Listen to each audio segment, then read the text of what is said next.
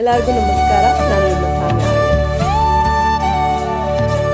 ಕನ್ನಡ ಕುಲಧರ್ಮ. ನಮ್ಮ ಕರ್ನಾಟಕ ರಾಜ್ಯದ ಹಿಂದುಳಿದ ವರ್ಗಗಳ ಆಯೋಗವೊಂದು ಸಾಮಾಜಿಕ, ಆರ್ಥಿಕ ಹಾಗೂ ಶೈಕ್ಷಣಿಕ ಸಮೀಕ್ಷೆಯೊಂದನ್ನು ಈಗಾಗಲೇ ಆರಂಭಿಸಿದೆ.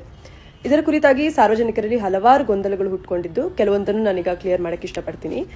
ಮೊದಲನೆಯದಾಗಿ ಇದು ಹಿಂದುಳಿದ ವರ್ಗಕ್ಕೆ ಮಾತ್ರ ಸೀಮಿತವಾಗಿರುತ್ತದೆ ಅನ್ನೋದು ಅದು ತಪ್ಪು. ನಮ್ಮ ರಾಜ್ಯದ 7 ಕೋಟಿ ಜನರು ಕೂಡ ಇದರಲ್ಲಿ ಭಾಗವಹಿಸಬೇಕು.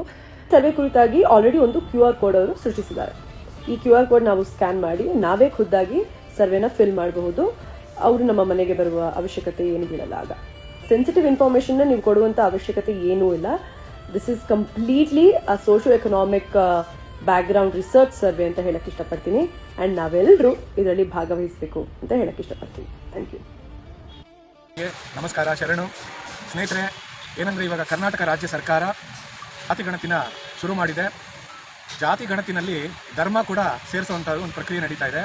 ಸೊ ನಮ್ಮ ಧರ್ಮಗುರುಗಳು ಏನಿದ್ದಾರೆ, ಲಿಂಗಾಯತ ಬಸವ ಧರ್ಮಗುರುಗಳು ಮತ್ತು ವೀರಶೈವ ಧರ್ಮದ ಗುರುಗಳು ಏನು ಮಾಡ್ತಿದ್ದಾರೆ, ಅದು ಇನ್ನೂ ಮಾನ್ಯತೆ ಸಿಗದೇ ಇದ್ರೂ ಈ ಧರ್ಮದ ಏನು ಇತರೆ ಅದರ್ಸ್ ಕಾಲಮ್ನಲ್ಲಿ ಬಸವ ಧರ್ಮ ಅಂತ ಬರೀರಿ ಅಂತ ಎಲ್ಲರೂ ಕರೆ ಕೊಡ್ತಾ ಇದ್ದಾರೆ.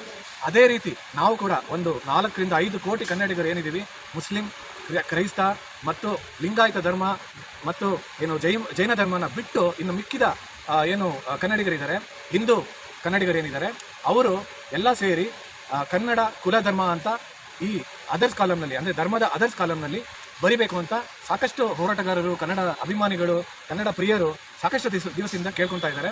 ಅದಕ್ಕೋಸ್ಕರ ಈ ಮೂಲಕ ನಿಮ್ಮ ಸರ್ಕಾರಕ್ಕೆ ಮನವಿ ಮಾಡೋದೇನೆಂದರೆ, ಈ ಧರ್ಮದ ಕಾಲಮ್ ಇತರೆ ಕಾಲಮ್ನಲ್ಲಿ ಯಾರಾದರೂ ಕನ್ನಡ ಧರ್ಮ ಅಥವಾ ಕನ್ನಡ ಕುಲಧರ್ಮ ಅಂತ ಬರೆಸಬೇಕು ಅಂತ ಇಚ್ಛೆ ಪಟ್ಟರೆ ಸರ್ಕಾರ ಅದು ಮಾನ್ಯತೆ ಕೊಟ್ಟು ಬರೆಯೋದಕ್ಕೆ ಅವಕಾಶ ಮಾಡಿಕೊಡ್ಬೇಕು ಅಂತ ಯಾರು ಸರ್ವೆ ಮಾಡ್ತಾ ಇರ್ತಾರೆ ಅವ್ರಿಗೆ ಒಂದು ನೋಟಿಸು ಮತ್ತು ಮೆಮೊ ಕಳಿಸಬೇಕು ಅನ್ನೋದು ಈ ಮೂಲ ಉದ್ದೇಶ.